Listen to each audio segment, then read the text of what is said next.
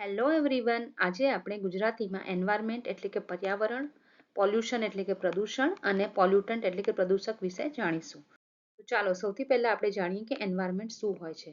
તો basically environment જે word છે એ ઓલ્ડ ફ્રેન્ચ વર્ડ પરથી આવ્યો છે, જેનું ઓરિજિનલ મિનિંગ છે એન્વાયરન એટલે કે સરાઉન્ડિંગ એટલે કે આસપાસનું. તો આપણી આસપાસ શું છે એ આપણે જોવાનું છે. તો આપણી આસપાસ આપણે જોઈશું તો there are two possibility. એક તો સજીવ એટલે કે લિવિંગ ઓર્ગેનિઝમ હોય એને બાયોટિક કહેવાય, અને જે નોન લિવિંગ છે જેમાં જીવ નથી એટલે કે નિર્જીવ, આ બે જ પોસિબિલિટી હોઈ શકે. તો એ બંનેથી આપણું એન્વાયરમેન્ટ બને છે એટલે કે આપણું આસપાસનું પર્યાવરણ બને છે.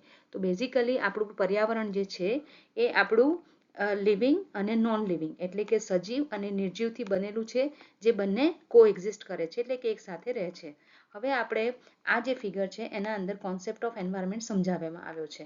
આના અંદર આપણે જોઈશું કે લિવિંગ ઓર્ગેનિઝમ એટલે કે હ્યુમન બિંગ આપણે લિવિંગ એટલે કે સજીવ ઘટક છે પર્યાવરણના, જ્યારે એર એટલે કે વાતાવરણ, વોટર એટલે કે પાણી, અને સોઇલ એટલે જમીન અને બધા ડિફરન્ટ મટીરિયલ જે છે એ નિર્જીવ છે.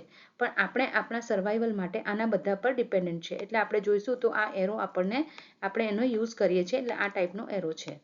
તો હવે આ બધાથી જ આપણું એન્વાયરમેન્ટ બને છે. એટલે આપણા ઇન્ડિયાની અંદર એક એન્વાયરમેન્ટલ પ્રોટેક્શન એક્ટ છે, મતલબ પર્યાવરણ સંરક્ષણ કાયદો, જે 1986માં બન્યો હતો. એના હિસાબથી આ ફિગરને ધ્યાનમાં રાખીને એન્વાયરમેન્ટને વ્યાખ્યા કરવામાં આવી છે.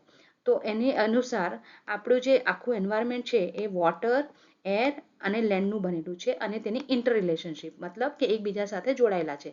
તો અહીંયા તમે જોઈ શકો છો કે આ બંને બાજુના એરોસ છે, that shows the inter relationship. મતલબ અગર કોઈ પણ અસર એક ઘટક પર થાય તો એની અસર બીજા ઘટક પર પણ થઈ શકે છે, એને ઇન્ટર રિલેશનશિપ કહેવાય. વિચ એક્ઝિસ્ટ અમંગ ધેમ, મતલબ આ બધાની વચ્ચે એક ઇન્ટર રિલેશનશિપ છે એટલે કે એકબીજા સાથે જોડાયેલા છે.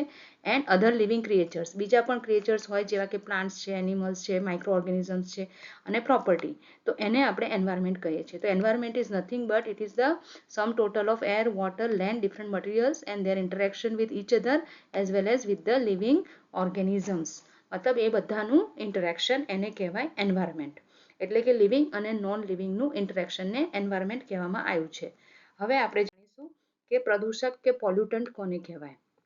તો હવે જો એન્વાયરમેન્ટમાં કોઈ એવું સોલિડ, લિક્વિડ કે ગેસિયસ સબસ્ટન્સ હોય જે ઘન છે, પ્રવાહી છે, કાં તો ગેસના ફોર્મમાં છે, અને એ એટલા કોન્સન્ટ્રેશન એટલે કે એટલા પ્રમાણમાં છે કે જે તમારા એન્વાયરમેન્ટને ઇન્જોરિયસ મીન્સ એ તમારા એન્વાયરમેન્ટ એટલે તમારા એન્વાયરમેન્ટના ઘટકોને નુકસાન કરી શકે, તો એને પ્રદૂષક કાં તો પોલ્યુટન્ટ કહેવામાં આવે છે.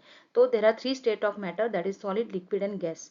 તો કોઈ પણ એવા ઘટક જે તમારા એન્વાયરમેન્ટના ઘટકોને પોલ્યુટ કરી શકે એટલે કે નુકસાન કરી શકે તો એને પ્રદૂષક કહેવાય. તો જો અગર આવું પ્રદૂષક તમારા એન્વાયરમેન્ટમાં છે તો તેને એન્વાયરમેન્ટલ પોલ્યુશન કહેવામાં આવે છે. તો હવે ની ડેફિનેશન આપણે એન્વાયરમેન્ટલ પોલ્યુશન કાં તો પોલ્યુશન સિમ્પલ એને ડિફાઇન કરવું હોય તો તમે કહી શકો કે એની અનડિઝાયરેબલ ચેન્જ, અનડિઝાયરેબલ એટલે જે આપણે નથી ઈચ્છતા એવું કોઈ ચેન્જ તમારા એન્વાયરમેન્ટ એટલે કે તમારા પર્યાવરણમાં થાય, જે આપણા એના કેરેક્ટરિસ્ટિક્સ એટલે કે એની લાક્ષણિકતાઓ કઈ છે. there are three characteristics of your particular component of environment. Air, water કે લેન્ડ જે બી હોય એના અંદર 3 કેરેક્ટરિસ્ટિક્સ એટલે કે લાક્ષણિકતા હોઈ શકે. ફિઝિકલ એટલે કે ભૌતિક, કેમિકલ એટલે કે રાસાયણિક, અને જૈવિક એટલે કે બાયોલોજિકલ. તો આ ત્રણેય કેરેક્ટરિસ્ટિક્સની અંદર જો કોઈ આપણને ન ગમતો ફેરફાર થાય તો એને કહેવામાં આવે છે એન્વાયરમેન્ટલ પોલ્યુશન. એટલે કે એ તમારા બધા એન્વાયરમેન્ટના કમ્પોનન્ટને હાર્મ કરશે, તો હાર્મફુલ ઇફેક્ટ થશે on various forms of life, જે બી લાઈફ એના અંદર રહે છે, કાં તો પ્રોપર્ટીને.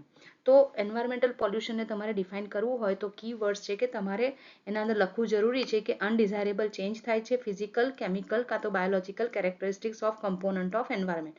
અને કમ્પોનન્ટ ઓફ એન્વાયરમેન્ટ આપણને ખબર છે. તો અગર એર એટલે કે હવામાં એ પ્રદૂષક હાજર હોય અને હવાને કારણે આપણે બધા લાઈફ ફોર્મને અને બધાને નુકસાન થાય તો એને હવાનું પ્રદૂષણ કહેવાય. જો જળની અંદર એટલે કે પાણીની અંદર સોલિડ, લિક્વિડ કે ગેસિયસ સબસ્ટન્સ હોય અને જો એ નુકસાનકારક બને તો તેને જળ પ્રદૂષણ કહેવાય. અને જમીનની અંદર એવો પ્રદૂષક હોય કે જે સોઇલને એટલે કે જમીનને નુકસાન કરે તો એને જમીનનું પ્રદૂષણ કહેવાય. અને એક બીજું પ્રદૂષણ પણ છે જેને ધ્વનિ પ્રદૂષણ કહેવામાં આવે છે એક્સેસિવ નોઇઝના કારણે. તો તમારે એ સમજવું જરૂરી છે કે એન્વાયરમેન્ટ એ સજીવ નિર્જીવનું બનેલું છે અને એના ઇન્ટરેક્શનથી થાય છે. અને સજીવ પાર્ટમાં લિવિંગ ઓર્ગેનિઝમ્સ છે અને નિર્જીવ પાર્ટમાં એર, વોટર, લેન્ડ છે. એટલે કોઈ પણ અગર સબસ્ટન્સ, સોલિડ, લિક્વિડ કે ગેસ એ તમારા એન્વાયરમેન્ટના ફિઝિકલ, કેમિકલ કે બાયોલોજિકલ કેરેક્ટરિસ્ટિક્સને અનડિઝાયરેબલી ચેન્જ કરી નાખે અને નુકસાનકારક બની જાય તો એને પ્રદૂષણ કહેવામાં આવે છે. તો આ પ્રદૂષક બહુ જ ઇમ્પોર્ટન્ટ છે. તો આપણે જોઈશું કે આ પ્રદૂષકને આપણે કેવી રીતે ક્લાસિફાઈ એટલે કે વર્ગીકરણ કરી શકીએ. So there are various such classification. So first, based on existence in nature, મતલબ નેચરમાં એ પહેલેથી છે કે પાછળથી ઉમેરવામાં આવ્યો છે તો એને કહેવાય કે based on existence in nature. તો એક છે ક્વોન્ટિટેટિવ એન્ડ સેકન્ડ છે ક્વોલિટેટિવ.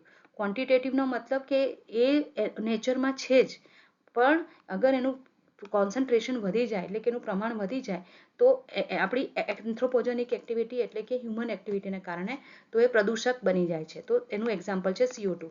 CO2 આપણા એન્વાયરમેન્ટમાં હોય જ છે, પણ જ્યારે એનું પ્રપોર્શન બહુ જ વધવા માંડે તો એને આપણે પ્રદૂષક તરીકે કન્સિડર કરીએ છીએ. બીજું હોય છે ક્વોલિટેટિવ, મતલબ કે એ એન્વાયરમેન્ટમાં છે જ નહીં પણ એ આપણે એડ કરીએ છીએ આપણી એક્ટિવિટી એટલે કે એન્થ્રોપોજેનિક એક્ટિવિટીને કારણે એડ થાય છે. હવે પેસ્ટિસાઇડ્સ એટલે જંતુનાશક દવાઓ જે એન્વાયરમેન્ટમાં હોતી જ નથી પણ આપણે એમાં એડ કરીએ છીએ તો એને આપણે ક્વોલિટેટિવ ટાઈપનું પોલ્યુટન્ટ કાં તો પ્રદૂષક કહીશું. બીજું આવે છે based on there source. Source એટલે કયું એનું મૂળ ક્યાંથી છે. તો એક તો નેચરલ સોર્સ હોઈ શકે જે પ્રાકૃતિક સોર્સ છે જેવા કે લાઇટનિંગ. તો અહીંયા તમે જોશો આ બધા નેચરલ સોર્સ આપ્યા છે ફિગરની અંદર. વોલ્કેનિક ઇરપ્શન એટલે કે જ્વાળામુખી ફાટે, વાઇલ્ડ ફાયર એટલે કે જંગલમાં આગ લાગે, પછી તમારું પોલન ગ્રેન્સ, આ બધું જે છે એ તમારા નેચરલ સોર્સ છે. અને બીજા મેનમેડ એને એન્થ્રોપોજેનિક સોર્સ એટલે કે માનવીના એક્ટિવિટીઝ આપણે જે કરતા હોય એને કારણે. તો release due to human activities. તો ઇન્ડસ્ટ્રીયલ, કોમર્શિયલ, તો so many activities are there. આપણે કાર ચલાવતા હોય, વ્હીકલ્સ છે, ઇન્ડસ્ટ્રી છે, તો એના અંદર આપણે આ બધા જે સોર્સ છે જે હ્યુમન એક્ટિવિટીને કારણે નીકળતા હોય એને તમે મેનમેડ સોર્સ કહી શકો કાં તો એન્થ્રોપોજેનિક સોર્સ. બીજું ક્લાસિફિકેશન છે based on form in which they persist after being released in atmosphere. મતલબ એકવાર એટમોસ્ફિયરમાં રિલીઝ થઈ જાય પછી કયા ફોર્મમાં રહે છે કાં તો બેઝડ ઓન ઇટ્સ ઓરિજિન, એનું ઓરિજિન ક્યાં છે, કેવી રીતે પ્રોડ્યુસ થાય છે. તો આ બહુ જ ઇમ્પોર્ટન્ટ ક્લાસિફિકેશન છે, આપણે લખવાનું જ છે એક્ઝામમાં. એક છે પ્રાઇમરી પોલ્યુટન્ટ અને સેકન્ડ છે સેકન્ડરી એર પોલ્યુટન્ટ. કાં તો આ જનરલી એર પોલ્યુશન માટે વપરાતું હોય છે, આપણે જનરલ ક્લાસિફિકેશન કરીએ છીએ. સો પ્રાઇમરીમાં તમારે એ સમજવાનું છે કે સોર્સમાંથી ડાયરેક્ટ નીકળે છે અને જે ફોર્મમાં નીકળે છે એ જ ફોર્મમાં એ તમારા વાતાવરણમાં પણ રહે છે. સપોઝ અહીંયા તમે કોઈ ફોસિલ ફ્યુઅલનું બર્નિંગ કર્યું તો CO2 નીકળ્યા, SO2 નીકળ્યું વોલ્કેનિક ઇરપ્શનમાંથી. તો આ બધા જે હવામાં જાય છે ફોરેસ્ટ ફાયરને કારણે તો એ બધા જ એ CO2, SO2 એ જ ફોર્મમાં રહે તો એને પ્રાઇમરી પોલ્યુટન્ટ કહેવાય. તો અહીંયા બધા એક્ઝામ્પલ આપ્યા છે. ડસ્ટ છે, HC, હાઇડ્રોકાર્બન, CO, પછી સલ્ફર ઓક્સાઇડ્સ, પાર્ટિક્યુલેટ મેટર, મર્ક્યુરી, બધા ઘણા બધા એવા છે કે ડાયરેક્ટ જે તમારું સોર્સ છે એમાંથી નીકળે. તમે ફોસિલ ફ્યુઅલ બર્નિંગ કરો કે કોઈ ઇન્ડસ્ટ્રીયલ સોર્સ કે કઈ વ્હીકલમાંથી તો એને પ્રાઇમરી પોલ્યુટન્ટ કહેવાય. હવે જે બીજા પોલ્યુટન્ટ છે એને સેકન્ડરી પોલ્યુટન્ટ કહેવામાં આવે છે. એ ડાયરેક્ટલી સોર્સમાંથી નથી નીકળતા પણ એ કેમિકલ રિએક્શનને કારણે. એટલે જે બી આ પ્રાઇમરી પોલ્યુટન્ટ હોય છે એ બધા હવાની અંદર એકબીજા જોડે રિએક્ટ કરે કાં તો બીજા કોઈ સબસ્ટન્સ જોડે રિએક્ટ કરે. એટલે જ્યારે કેમિકલ રિએક્શન થાય બે પોલ્યુટન્ટની વચ્ચે કે બીજા કોઈ સબસ્ટન્સ સાથે તો સેકન્ડરી એર પોલ્યુટન્ટ બને છે. એટલે કે એ ડાયરેક્ટલી સોર્સમાંથી નીકળતા નથી. તો એનું એક્ઝામ્પલ છે SO3. SO3 ક્યારેય બહાર ન નીકળે. SO2 પ્લસ ઓક્સિજન તો SO3 બને. Formaldehyde, photochemical smoke, peroxy acetyl nitrate, acid mist. અહીંયા તમે એસિડ રેન જે જુઓ છો એ જ્યારે વરસાદનું પાણી તમારા SO4ની સાથે મિક્સ થાય ત્યારે જે બનતું હોય છે. એટલે SO2 માંથી SO3 બને, SO3 ઓક્સિજન જોડે રિએક્ટ કરે તો SO4 બને, પછી એ પાણી જોડે રિએક્ટ કરે તો H2SO4 બને. એટલે કે એ રિએક્શનને કારણે થતું હોય છે. પછી ઓઝોન એ પણ ડાયરેક્ટલી નથી બનતું. તો જે ડાયરેક્ટલી સોર્સમાંથી નીકળે પ્રાઇમરી અને જે કેમિકલ રિએક્શનથી બને. બીજા પ્રદૂષકો એવા હોય છે કે જેના અંદર તે કવી રીતે એન્વાયરમેન્ટમાં એક્યુમલેટ એટલે કે ભેગા થાય છે કાં તો રિમૂવ થઈ શકે એના બેઝ પર ક્લાસિફાઈ કરવામાં આવે છે. તો એક છે બાયોડિગ્રેડેબલ અને બીજું છે નોન બાયોડિગ્રેડેબલ. બાયોડિગ્રેડેબલ આ બે વર્ડનું બનેલું છે આ વર્ડ. તો bio means related to living એટલે કે સજીવ અને ડિગ્રેડેબલ મતલબ ડીકમ્પોઝિશન કાં તો વિઘટન. તો તમારે એ સમજવાનું છે કે એવા પ્રદૂષકો કે જે ડીકમ્પોઝ થઈ શકે છે, એટલે કે જેનું વિઘટન થઈ શકે છે by living microorganism, bacteria છે, ફંગાઈ છે, એને ડીકમ્પોઝ કરીને એને સિમ્પલર ફોર્મમાં કન્વર્ટ કરે છે. તો એને કહેવાય બાયોડિગ્રેડેબલ પોલ્યુટન્ટ. તો પેપર, વેજીટેબલ, કિચન વેસ્ટ, આ બધા જે વેસ્ટ છે એ બધા ઓર્ગેનિક નેચરના હોય છે, જેમાં CHNOSનો બોન્ડ હોય છે. એને કારણે જ્યારે એના ઉપર બેક્ટેરિયા એને એઝ એ ફૂડ ખાય છે તો એનું સિમ્પલ ફોર્મ એટલે કે CO2 અને H2Oમાં કન્વર્ટ કરે છે. તો બે ટાઈપના ડિકમ્પોઝિશન થઈ શકે, એરોબિક અને એનોરોબિક. તો એના હિસાબથી એનું વિઘટન થાય છે. બીજું હોય નોન બાયોડિગ્રેડેબલ, મતલબ જેનું વિઘટન થતું નથી. તો DDT છે, પ્લાસ્ટિક, મેટલ, એ બધાનું વિઘટન થઈ શકતું નથી. એ જેવા ફોર્મમાં હોય છે એવા જ ફોર્મમાં એ એન્વાયરમેન્ટમાં રહે છે અને વર્ષો સુધી એવા જ એન્વાયરમેન્ટમાં રહેવાને કારણે બહુ જ પ્રોબ્લેમેટિક હોય છે. તો આ બે ટાઈપના કે એન્વાયરમેન્ટમાં કયા ફોર્મમાં રહે છે કે રિમૂવ થાય છે એના પરથી બાયોડિગ્રેડેબલ અને નોન બાયોડિગ્રેડેબલ એવું ક્લાસિફાઈ કરી શકો. મોડ ઓફ રિલીઝ એટલે ક્યાંથી રિલીઝ થાય છે. એક તો ઇન્ડોર એટલે તમારા ઘરમાં પણ બહુ બધા એર પોલ્યુશન માટેના ચાન્સીસ હોય છે. ચૂલામાંથી જ્યારે ગેસીસ નીકળે, ટોબેકો કાં તો સ્મોકિંગ કરો, ડસ્ટિંગ કરો, મોસ્કિટો રિપેલન્ટ યુઝ કરો, અગરબત્તી ને ઘણું બધું બર્નિંગ કરવામાં આવે. તો ઘરમાંથી નીકળે છે કાં તો આપણા આઉટડોર એટલે કે ઇન્ડસ્ટ્રી, ટ્રાન્સપોર્ટેશન, પાવર પ્લાન્ટ, કન્સ્ટ્રક્શનની સાઇટ છે. તો ઘણા બધા આઉટડોર સોર્સ છે. તો આઉટડોર કે ઇન્ડોર એવી રીતે પણ તમે ક્લાસિફાઈ કરી શકો.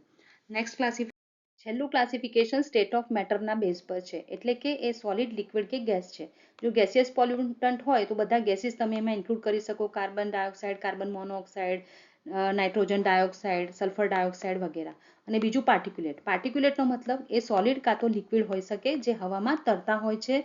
એને આપણે ડસ્ટ છે એટલે કે રજકણ, ધુમ્મસ કે ધુમાડો, આ બધી વસ્તુ તમે કહી શકો. એના માટે સાઇઝ બહુ ઇમ્પોર્ટન્ટ છે. તો PM10 અને PM2.5 એ આપણા નેશનલ એમ્બિયન્ટ એર ક્વોલિટી સ્ટાન્ડર્ડ્સમાં બહુ જ ઇમ્પોર્ટન્ટ સાઇઝ ગણવામાં આવી છે. પણ એકચ્યુઅલી ઘણા બધા સાઇઝના પાર્ટિકલ હવામાં તરી શકે છે. તો PM10નો મતલબ શું કે પાર્ટિક્યુલેટ મેટર જેમની સાઇઝ 10 માઇક્રોમીટર કાં તો એનાથી ઓછી છે. બીજું છે 2.5 મીન્સ 2.5 માઇક્રોનથી ઓછી છે અને 0.1 માઇક્રોનથી ઓછી છે તો એને PM0.1. તો આ બંને બહુ ડેન્જરસ છે. PM2.5 લંગ્સ સુધી એટલે કે તમારા ફેફસા સુધી પહોંચી શકે છે અને PM0.1 તો તમારી સર્ક્યુલેટરી સિસ્ટમ એટલે કે બ્લડ સિસ્ટમમાં આવીને બધા જ અવયવને નુકસાન કરી શકે છે. તો આ બધા જે પોલ્યુટન્ટ્સ આપણે ડિસ્કસ કર્યા એનું વર્ગીકરણ આપણે કર્યું. તો એટલે કે એની ડેફિનેશન જોઈ ગુજરાતીમાં, એન્વાયરમેન્ટલ પોલ્યુટન્ટ શું છે એના ક્લાસિફિકેશન એટલે કે વર્ગીકરણ જોયું. તો આઈ હોપ ધેટ કે આ તમને યુઝફુલ થયું હશે. તો તમારા જેવા જે બીજા સ્ટુડન્ટ્સ હોય એને પણ મોકલજો અને એને શેર કરજો. તો અગર તમને આ લેક્ચર ગમ્યું તો please like, subscribe and share with the other students also. Thank you.